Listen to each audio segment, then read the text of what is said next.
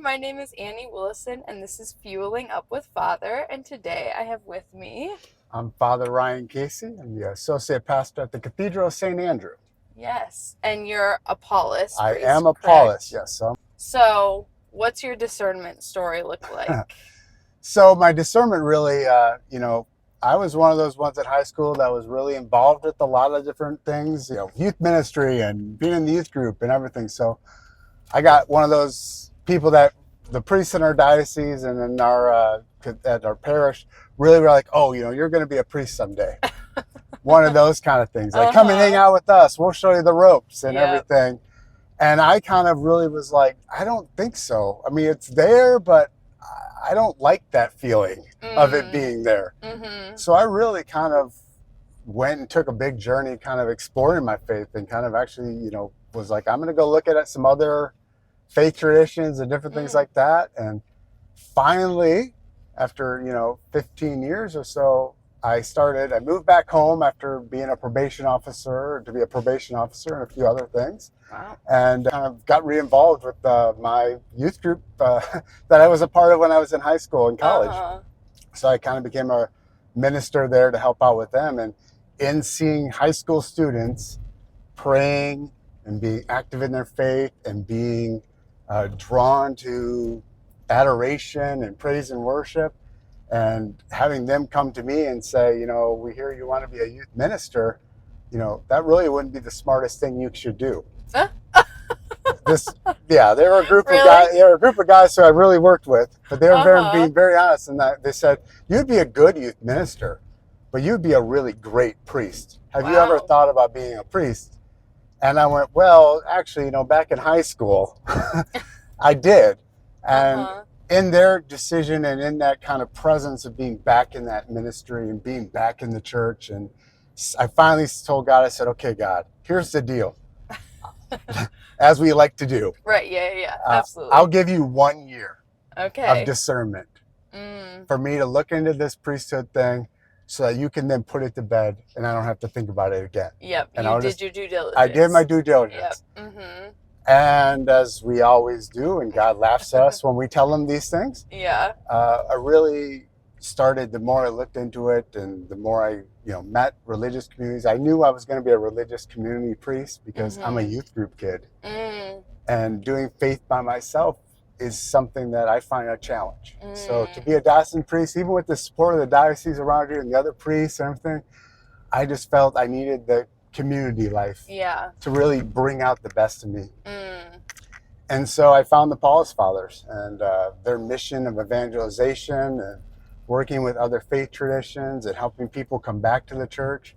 I really spoke to me because I found, I was a really shy kid growing up, which is hard for people to see nowadays. But I wouldn't be afraid to talk. That kind of stuff. But I found Christ and that gave me something to talk about. And I had all these other experiences with other faith traditions. So I was like, oh, I've got that. And then I had been brought people to the faith in the Catholic faith, and I had been brought back to the faith. So I had that experience too. So their mission just was like, this is what I want to do. And so I gave them a year. As I like to do. I was on a rent-to-own experience with the Paulist Fathers. Rent-to-own. Yep. But eventually, the more I felt that, the more I experienced everything that God was doing through the priesthood and service and ministry, the more I found and discovered more of who I was. And in that's where I said, I finally said, yes, I want to be a priest and I'm going to be a priest. There you go. I kind of sum up to people, why did it take you so long? And, and it's true. It took me longer. I was in my mid 30s when I finally joined, early 30s when I kind of began this. But I told people well, I was so busy looking for the priest that I wanted to find that I missed the opportunity to say maybe I was the priest I was always looking for. Oh. And I think that's what God can do sometimes for us. So that's really kind of my vocation story. It's this long kind of winding connections and different things, but I've never been happier with being a priest in my life. Like this is so great, and I love doing what I do, and I love being here in Grand Rapids to help serve this community here. Yeah. That's beautiful too, how God took like the path you went on and then how it perfectly lined in with like the Paulist fathers. Yes, yeah. That's so cool. Yeah, I mean, it's all kind of these random roads of like the things that kind of really started my faith life. Being in a youth group took me to come back to the same youth group in order for me to take that next step forward. Yeah, and that's how God works. I don't, there's always a path forward with our Lord, no matter where we think we've met our dead end. Yeah, and that's so insightful too. So were those high school boys? Yeah, they were high school boys. Wow, that's very faithful, intuitive high school boys. Yeah. They were a group of like 3 guys who probably weren't the most popular. Okay. Probably the most like kind of, as I was, kind of the quiet, like you didn't really know what they were up to, but they were always there with each other. And I kind of worked with them really a lot, like personally spent a lot of time with them. So I was, I tell people then they're like, whoa, were you offended? And I was like, not from them. Yeah, that's maybe like, from others. Yeah, from others, but from these guys, like they were just being honest, and that's what we built up that relationship to be with each other. Yeah. So, high school students and youth have been always important in my lives to not doubt them, Oh, yeah. To say that, well, they're not capable of doing things, because they're some of the greatest people in my life have been young adults and youth and high school students who really exemplify the Lord. And that's what it really matters. Yeah, absolutely. Yeah. And the Lord can speak through people of all ages. I mean, I've had a 5-year-old say something like really insightful to me. I'm like, whoa. Yes. That came out of your mouth, kind of thing. It's like, that's kind of exactly what I needed to hear. Yeah. And so, you can never judge a book by its cover. You never know who the Lord's going to use. Nope. That's the special thing about the Lord is we always can doubt it. Well, it can't be me, or it can't or shouldn't be this person. And then next thing you know, that's exactly the person that the Lord is going to use to kind of be like, hey, have you thought about this? Yep. Exactly. So where's home for you? Like, where did you grow up? Okay. Yeah. So I originally grew up from Rockford, Illinois. Okay. Not the one in Michigan. Yes. But the one in Illinois. So that's where I grew up. So I was, I'm kind of a Midwest born and raised kind of person. Okay. Spent most of my life around the Midwest. After went to college at Augustana College in Rock Island, Illinois. Okay. So that part of town. And then I worked for 7 years in residence life and student activities on college campuses. Okay. So I did that at some small schools around the Midwest. So I worked in Indiana and Minnesota and Iowa. Okay. And then, then I became a probation officer for 3 years. Yeah.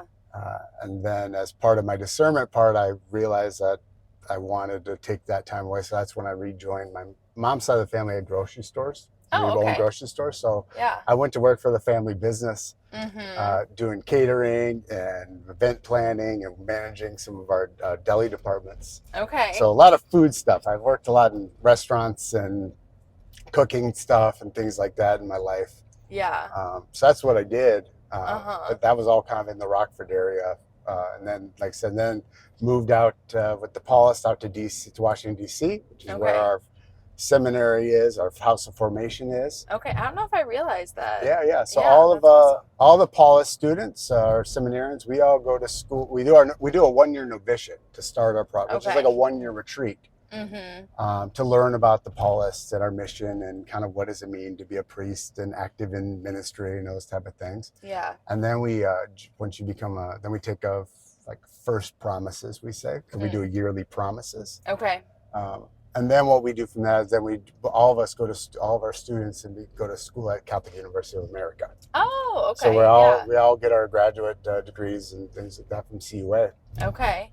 I was able to, every summer go to a new place that we have. So spent a lot of time traveling as, the Paulists are missionaries to North America. Okay. Yeah. So we, we don't stay in one place. We are there for a while and then we move to another location. So, I was ordained in 2018. Okay. And then my first assignment was in Los Angeles. Oh, yeah. So I spent 4 years in Los Angeles. Okay. And then I moved up the coast and spent 2 years at Berkeley, California. Okay. Working with the university students at the parish that we had there. Yeah, that's awesome. Yeah, and then moved back to the Midwest here, and I'm back here in Grand Rapids. So I've been here for 1 year now. So yeah, That's awesome. Yeah. So was this your first time living in Michigan? Well, or no? Yes and no. Okay. I spent one summer here. Okay. While I was in formation. I spent a summer working at Pine Rest Christian Mental Health Hospital. Oh, yeah. Mm-hmm. Working as a chaplain okay. while I was in formation. So I spent a summer in Grand Rapids. Okay. But beyond May, June, and the end of May through June and the end of July, I had no clue what happened the rest of the year here in Grand Rapids. So last year was my first full experience of the Grand Rapids life. Okay, so what was your time like as a probation officer? It's fascinating. I was working with people from the ages of 18 to about 85, I think was the oldest person I had. Yeah. People who have lots of different struggles, lots of different issues, made bad choices, but also were given the opportunity to make up for those choices if they wanted to. So it's a lot of work. It was frustrating work at times. Yeah. Because you still have that human free will to be there, where people are like, yeah, I'm going to do this and I'm going to do it right. And other people are like, I don't really care what you do, even though you're trying all your best to be like, I just want to help you succeed. Right. Right. So it's tough. It was good. It was draining work, but it was also at times beneficial. When you saw that person accomplish their GED who didn't think that they could, or, said, hey, I had this opportunity to commit this crime and I didn't. I chose to not go with that group. And you're like, okay, progress is there. Yeah. But it's also sad at times too, because you're like, you're only able to do so much. And sometimes you have to be like, this is what this person has chosen, and I got to allow them to deal with the consequences of that choice. And, so it was positive and negative all mixed into one. Yeah, for sure. It was a lot of work. But it was also a way to see kind of how the judicial system works and how it's not necessarily just there to punish. Yeah. It is there at times to give people opportunities to make things right and to change. But it's just an invitation. Right. To do that. And my role was to help them do what was accomplished by, what was the judge wanted them to do, but also to see the possibility of what could be. Absolutely. Yeah, that is really unique. So what made you want to get into that? To get into that, I studied in college. I majored in sociology. Oh, okay. But I concentrated in social welfare and policy. And then because I'm, as a shy person, observed a lot of humanity quietly, I'm fascinated by people. Okay. Even as an introvert, I need to break away from them at times. Right. I'm still fascinated by everyone around me. So I also studied African American studies, and I studied women's studies to give me different perspectives on those things. So part of it was I had some of that training to understand what the policies are and things like that. And there's also this, which I think also was part of my drive for priesthood, was this notion that deep within me I had this dream and this drive to help others. So after working, like I said, working 7 years on college campuses, I wanted something different. Yeah. You can only live in a residence hall dorm for so long. Right. Doing that for a long portion of my life, I was like, I wanted a new challenge, to find a new way to help people. And so I moved back to Rockford and helped out there in the county as a probation officer for a few years. Yeah, that's awesome. What was your childhood like? Do you have any favorite memories or moments? Childhood was probably your average Midwestern childhood. You found the ways to have fun as much as you could during the summer, being outside as long as you could. Also found ways to, become a master snow fort builder. And had the best techniques for snowball fights. I have a younger sister. So we get along well, and we have our friends over all the time, that kind of basic Midwest life. With your one summer vacation off in the car sometimes. So for us, it was a lot of, let's go to Wisconsin. And kind of hang out there. But it was perfect, it was what made me who I am, and that kind of experience of trying new things out and, getting hurt. And, I'm a late Gen X, late Gen X person.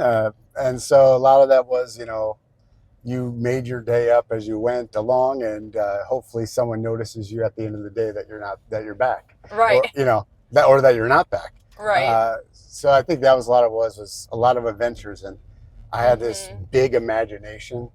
So a lot of my time was like imagining I'm a new type of superhero. Right. And playing on playgrounds and jumping around and that kind of stuff, or imagining new scenarios up in my head of stories and situations and that kind of stuff. So, it's the best of living in the Midwest, right? Yeah. Of all that experience of fall and spring and summer and winter and all that brings. And, a lot of times let's find the best in when it's a cloudy, rainy day. Okay, what can we do? Right. Or it's super cold out. You're like, okay, what can we do? Yep, gotta get creative sometimes. Yep, yeah. We don't have everything just kind of given to us. Yep. But that's the joy of living in the Midwest. So do you have a favorite superhero then? I'm a Daredevil fan. Oh, really? I know. That's unique. I know. I'm a Marvel first comic. I collect comic books. Okay, you do. Yeah, okay. One of my many collections. But I collect comic books, not as much anymore, but I used to really be into it. But now when you're a missionary, you start realizing like a lot of boxes and stuff becomes problematic when you got to move. When you have to move every so often. Yeah, so you kind of stop with a lot, like what can be the most condensed stuff I can do? Yeah. But yeah, so I collect comic books. Daredevil's always been my favorite. I think part of it is he's a Catholic, for one thing. Matt Murdock is a Catholic. I didn't know that. Yeah, okay. His character is Catholic, and it really kind of influences how he goes about fighting crime in Hell's Kitchen. Interesting. Yeah. So I follow him, and just that overcoming disabilities. He's a blind superhero. I don't think I know anything about Daredevil. As you're talking, I'm like, wait, I don't know if I know anything. I've heard of Daredevil, but I think that's the extent. You got to jump into it. You got to look him up and see what he can do. There's comic book versions. There's the movie version. There's the Netflix and Disney series now with him. Yeah, I was going to say, didn't they just come out with something? Yeah. So they're all there. But so I think there's just that part of them that like, I don't, and I also think you are right. It's part of that. Not many people knew about him. Oh yeah, so it's like it wasn't Superman or Batman. It was basic. Everyone and likes him. It's like he struggled. He dealt with that Catholic, and I think that's where his faith kind of comes up. Was like when things don't go right, you see Matt Murdock a lot of times ending up in a confessional talking with the priest about what's going on. And this is like in the comics. Yeah, that's so cool. Yeah, wow. Yeah. So they highlight his faith a lot in that. So I think that's also that's something I really apprecially about him. So, that's awesome. Okay, so you said you're kind of a collector of things. Yeah. So what else do you collect besides comic books? I have a habit of starting a lot of collections and then I come back to them periodically. Okay. So I collect comic books. I collect a lot of films and TV and movies, like physical media, like on DVD, Blu-ray, that kind of stuff. Yep. I know, which is like really weird and old school, but I like holding it. And I like there's seeing something different about having the physical item. It's not going to move between streaming channels, and you have to purchase 1 million subscriptions. So I'm a big pop culture person. Okay. So I collect those. I collect musical instruments because I like to. Oh. Yeah, well, I keep trying to learn musical instruments. So I've got 4 different musical instruments in my room. I've got a mandolin that I sort of know how to play. Okay. I have a harmonica that I can kind of play. Okay. I have a Irish tin whistle. Whoa. Which I don't know how to play. Okay. And spoons. Oh yeah. Wooden spoons. I have a set of those that I realized I wanted to learn how to play, and then realized I don't have rhythm. And it does not work very well if you don't have the rhythm. So I collect all these musical instruments that I try to play and learn how to play and don't get really far, but I keep trying. Okay, there you go. And that's then what matters. The most random thing I just started this year. Okay. I now collect bars of soap. Bars of soap? Yeah, like homemade bars of soap. Really? Different smells and scents and sizes and shapes. That is interesting. Yeah, I don't know why. I use some of them. Okay. You know, as we should. Yeah. Yeah. But yeah, I don't know why, but like I picked up a couple, and then like next thing I know, I've got like a drawer full of like you're just kind of hooked. Like now. 16 bars of soap. So like I look at it, and every time I look at it, I'm like, okay, I think I'm good for the year. Yeah. And then I see some random homemade one, or like, oh, that's a different smell. I'd never seen that. Or here's this weird shape. Let me get it.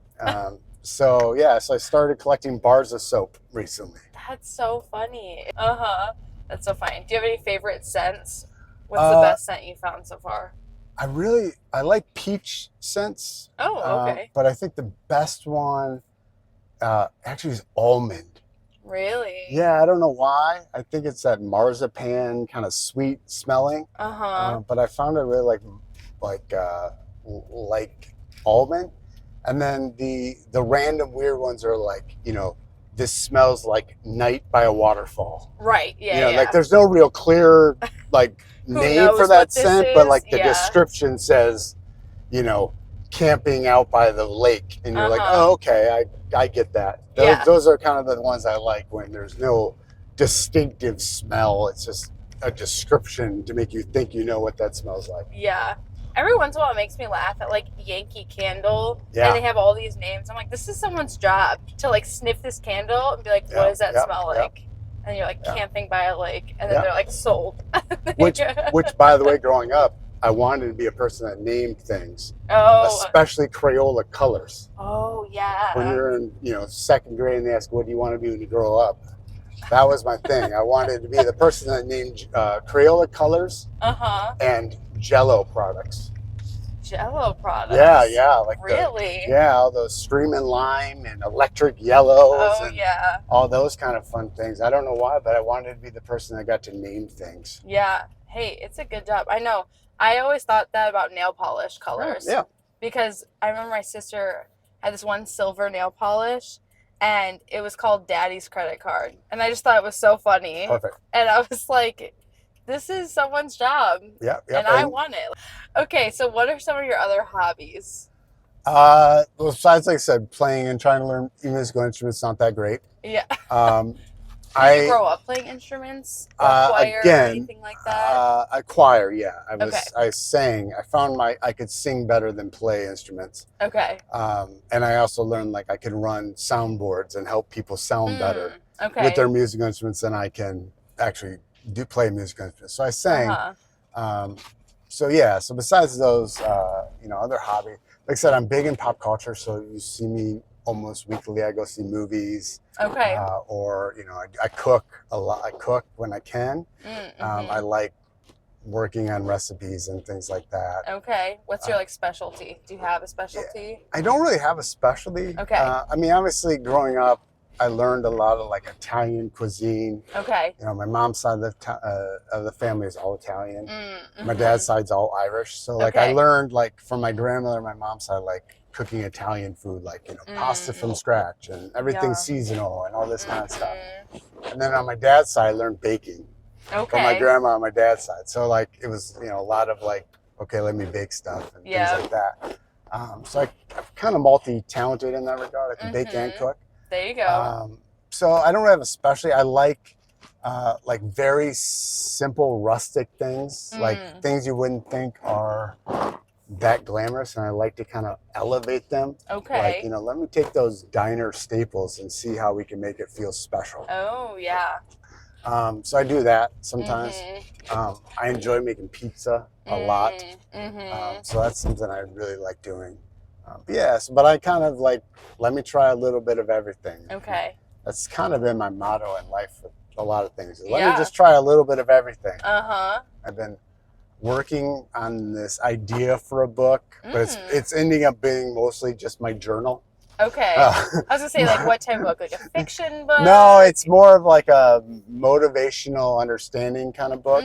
But it ends up, I think it's become more, but it's based on everything I've learned from TV and movies, so it's got to be true. Oh, is what I've kind of taken it to be. So it's like different life lessons that I've learned from watching TV and movies and things like that, commercials, other things. Yeah. Because I'm always understanding that God can even use that kind of media for sure to gain and help us see things a little clearer. Like, you know, a lot of people will, you know, say, hey, I go to see a movie to kind of escape from the world, right? To escape from my day-to-day life.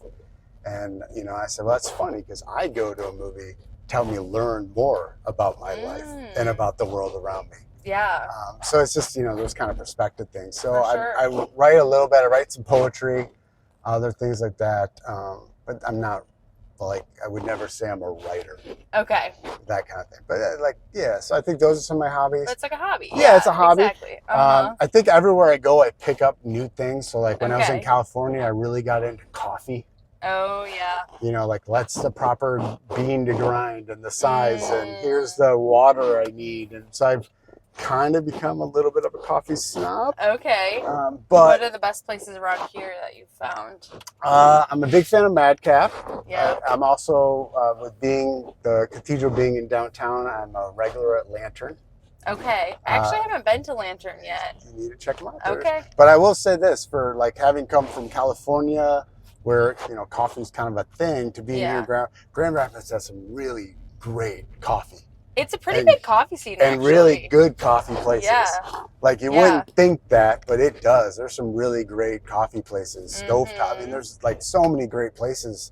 Yeah. You know, Grand Rapids Roasters, Schul's. You know, there's so many good coffee places. So yeah. I guess this also falls into a collection. I collect a lot of coffee beans. Okay. And trying out new coffee stuff. Yeah. So I think that's kind of one of my other hobbies is coffee. And then, like I said, just listening to music. And, you know, I don't really journal, but every end of the week I soundtrack my week. Really? Yeah, this is how I journal and say how like my week was going. Is I go through the week and I like, okay, what was the song from Monday? How I was feeling, what was going on, find the song from Monday, and then I put them into like a playlist, and I kind of then just set them aside. So like at the end of every Friday for me is when I do it. So Friday, I soundtrack my life. That's so cool. Yeah. So just to help me to kind of like put together what was going on, because you know, sometimes I struggle with like what I'm feeling. Like, okay, how do I put that into words of like what I was feeling each day or this day? But I can get how I'm feeling by a song. Yeah. So it's like, this is a song for Monday. This is a song for Wednesday. And then, you know, and then I listen to it and I'm like, okay, that was my week. That's so cool. I've never heard of anyone doing that before. I encourage everyone to soundtrack their life. Yeah. Which also probably means, because I'm big into movies again, this is the influence in my life. Of finding it, of, you know, the perfect song for the perfect moment. Do you let like repeats? Do you have some repeat days and songs, or do you try to find something new? I mean, I try to find things that are new, but there's certain songs that I'll always go back to, right? Like, you're thinking your life as a movie. There's a lot of scenes that are going to happen the same type of thing. So I'll go back to them. I definitely have, like, you know, artists that are my go-tos. But yeah, so there's different. Sometimes it's brand new. Sometimes I'm like, I really don't know what this day was like, so I'm going to try to find the most random song I can find, and I'll make that the song for the day. There you go. That is so interesting. Yeah, it's cool too, because I feel like you can really associate music or songs with memories too. Oh, yeah. Like, just the other day, I heard a song. I was like, I listened to that all the time in my semester in Rome, and then I like went back to the playlist that I was consistently listening to that semester. I was like, wow, I feel like I'm in my Rome apartment cooking again. Like, it just brings you back to that. That's what happens. So to be able to tap into that, I think, is important for a lot of people to do. Yeah. That's so cool. Okay, so what are some of your go-to artists then? So I'm a big fan of the Head and the Heart. Okay. They're kind of one of my big ones. I'm also a big fan of, like, growing up 90s kind of alternative things. Like, I'm a big Counting Crows fan. I'm a big Taylor Swift fan. You are? I am a Swiftie. How do you feel about album 12 coming out? Well, with every Taylor Swift release, you're excited to see what the new Taylor will be. Yeah. So I think I'm excited about it, and then I will give it the benefit to listen to see how it connects. Okay. But I'm excited, right? You're always like, what will happen in this one? Yes. Did you listen to the podcast episode? I parts of it, not the Okay. full thing, but I have listened to parts of it. I did like it. I'm not the biggest Swiftie. Yeah. My roommate said it once. She said I'm a sort of Swiftie, and I was like, that's how I feel. Yeah. I would like the handful. I would feel I'm there, but I'm also like at the age where I know like I can't be a full-on Swiftie. Right? You know, like you're like mid-40s. You're like, I can't go all in. Yeah. That'd be a little weird. But I appreciate but you just like the Swiftie aesthetic. Yeah, I appreciate the Swiftie aesthetic and what they do. I like cardigans and coffee and, fall mornings. So you were big into the, what is it? Folklore, yeah, Evermore kind of.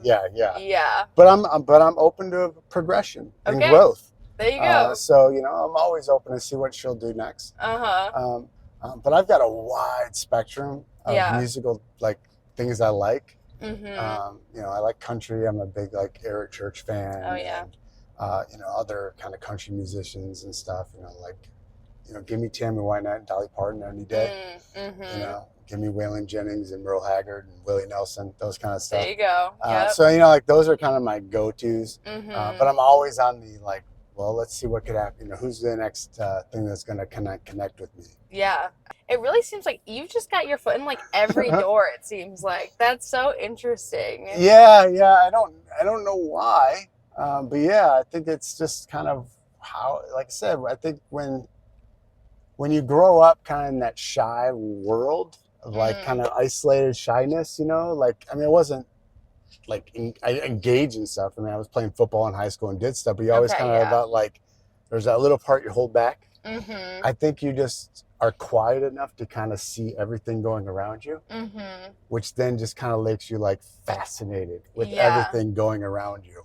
That's probably also very clear. I have ADHD. So I bounce around with a lot of things all over the place. Yeah. So my attention, if I'm not focused, can be pulled, which is probably also why I like doing a lot of different things. Yes. Yeah.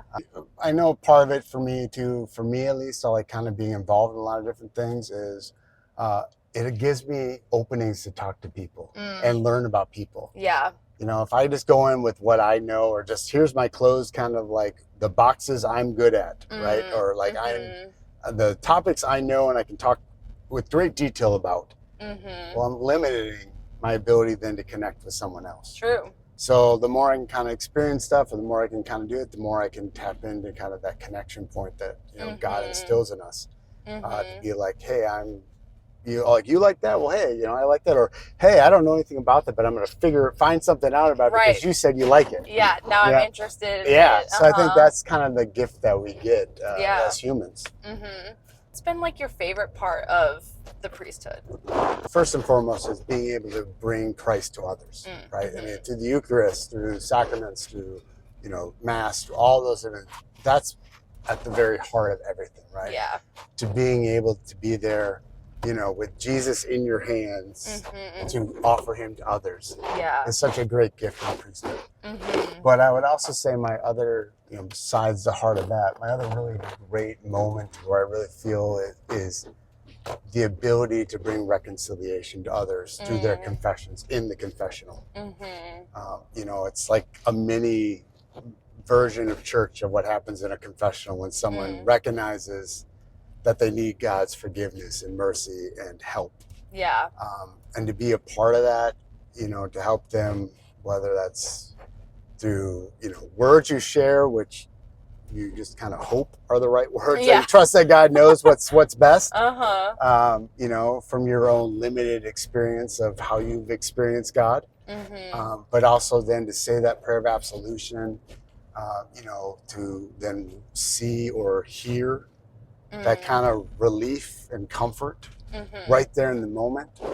I think there's just something special about what goes on when people are willing to trust, willing to share themselves, willing to be a little vulnerable in the uncomfortableness of our sin, of who we are, and as sinful people, and then just to allow them through me, who, 1 minute I'm on the other side doing the same thing, right? Yeah. I'm confessing my sins, but through that through that role as a priest, the identity and the gift that God's given me in priesthood, to be able then to say, through that brokenness, God can come to you.